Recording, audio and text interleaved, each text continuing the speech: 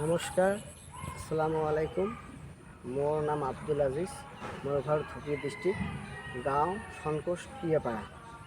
মই ধান খেতি কৰাৰ আগত মাটিৰ তলত ইউৰিয়া সাৰ 50% ইউরিয়া সার ব্যবহার করছি।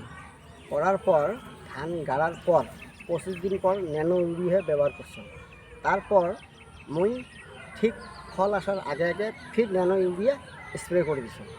দেওয়ার পর তাতে দেখলুম এই ধানের গাছের এত থোপাইছে, এত সুন্দর ফল আসছে, এসে পরে এত থোপাইছে, খুব ভাল রেজাল্ট এটা, খুব ভাল পাইছোঁ আর থোপাইছোঁ খুব। ধানের হাইটটাও লম্বা।